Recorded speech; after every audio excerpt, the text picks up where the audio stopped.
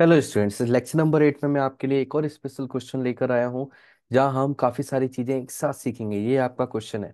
यहाँ पर हमें बोला है find all the values of parameter A for which the quadratic equation. ये इक्वेशन दी है, थ्री कंडीशंस दी हैं इसमें। तो सबसे पहले तो मैं बोलना चाहूंगा कि वर्ड आया है यहाँ पे पैरामीटर। तो ऐसा कभी वर्ड आए तो इसके बारे में ज़्यादा चिंता करने की जरूरत नहीं है। इसके बारे में नहीं भी पता है तो हमें कोई फर्क नहीं पड़ेगा। हमें तो ये समझ में आना चाहिए कि ए की वैल्यू हमें निकालनी है इस इक्वेशन से को यूज करके। किस इक्वेशन को? एक क्वाड्रेटिक इक्वेशन को यूज करके, जिसमें थ्री कंडीशंस दी हैं। फर्स्ट कंडीशन, उसके टू रूट्स होने चाहिए, दोनों ही अलग अलग होने चाहिए। सेकंड, कोई भी रूट नहीं होना चाहिए, यानी कि इमेजिनरी की बात की गई है।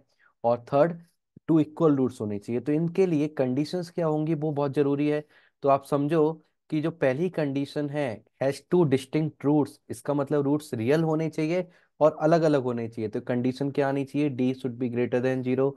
सेकंड, हैज नो रूट्स, मतलब D should be less than zero. Roots कैसे होंगे? इमेजिनरी होंगे, तभी तो नो रूट्स यानी कि रियल रूट्स नहीं होंगे। Has two equal roots, equal roots कब होते हैं? जब D is equal to zero हो जाता है। तो अल्टीमेटली कहानी किस पर टिकी हुई है? ओनली डी पर। तो आपको डी निकालना है और डी निकाल लिया तो सारा काम बहुत आसान हो जाता है हमारा। तो यहाँ हम डी के लिए कैलकुलेशन करते हैं। तो डी कैलकुलेशन करने के लिए क्या होता है? B square minus four A C.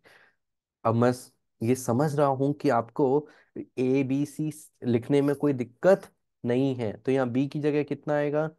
Two into a plus one, और इस पूरे का स्क्वायर आएगा, है ना? क्योंकि ये पूरा हमारा बी है, ये पूरा हमारा सी है, and this is a. Now minus four into a कितना है हमारे पास? ए प्लस वन। और सी कितना है हमारे पास? ए माइनस टू। तो इसको जरा हम कैलकुलेट कर लेते हैं। टू का स्क्वायर फोर हो जाएगा, और यहाँ क्या मिलेगा हमें? ए प्लस वन का whole square minus four into a plus one into a minus two. मैं यहाँ से four into a plus one common निकालना चाहता हूँ। मैंने कॉमन निकाला, अंदर क्या बचेगा? यहाँ ए प्लस वन बचेगा। और यहाँ ए माइनस टू के आगे माइनस है, तो इसको माइनस को मल्टीप्लाई कर देते हैं, माइनस ए प्लस टू हो जाएगा। अरे वाह, ए से कट गया, ए से कट गया। वन प्लस टू कितना हो जाएगा? थ्री, और ये थ्री फोर से मल्टीप्लाई होके बन जाएगा twelve into a plus one. तो डी की वैल्यू कितनी आ गई? Twelve into a plus one. ये डी की वैल्यू आ चुकी है हमारे पास। अब डी की वैल्यू लेकर हम सॉल्व करेंगे। फर्स्ट केस, एक एक केस लेके चलते हैं। तो फर्स्ट केस में हमें कंडीशन क्या लगानी है? टू डिस्टिंक्ट रूट्स के लिए ये कंडीशन हमें लगानी है, D should be greater than zero. D की वैल्यू कितनी है? Twelve into a plus one should be greater than zero. अच्छा, ट्वेल्व तो जीरो में गायब हो जाएगा, बचेगा क्या? A plus one should be greater than zero. तो a should be greater than minus one. ये आंसर आ गया फर्स्ट केस के लिए। इसको इंटरवल के फॉर्म में लिखना है तो क्या लिखेंगे? माइनस वन से बड़ा, यानी कि माइनस वन से इनफाइनाइट, ऐसा हम इसको रिप्रेजेंट कर सकते हैं। ओके, नेक्स्ट वाला करते हैं। सेकंड क्या बोला है? No roots.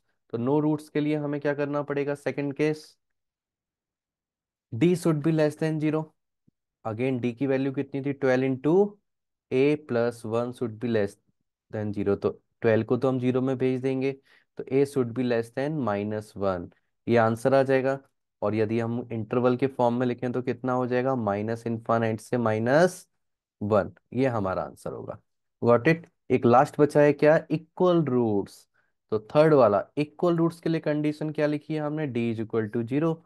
सो अगेन डी की value twelve into a plus one is equal to zero. Twelve को जीरो में शिफ्ट कर देते हैं तो a plus one is equal to zero. तो ए की वैल्यू कितनी आ जाएगी? माइनस वन, यानी कि रूट्स क्या होंगे? रियल होंगे और इक्वल होंगे। तो इस तरह से एक ही क्वेश्चन है, उसमें हमने सारी कंडीशंस ले ली। तो सभी कंडीशंस कैलकुलेट करने के लिए पहले मैंने डी को कैलकुलेट किया, देन आइडेंटिफाई किया कि टू डिस्टिंक्ट रूट्स के लिए कंडीशन क्या होनी चाहिए? डी पॉजिटिव होना चाहिए, नो रूट्स के लिए डी नेगेटिव होना चाहिए, और इक्वल के लिए डी जीरो होना चाहिए। और वहां डी की वैल्यू पुट कर दी और हमारे सबके आंसर आ गए। तो आई होप आपको समझ में आया होगा। आगे बढ़ते हैं नेक्स्ट कॉन्सेप्ट के लिए। Thank you very much.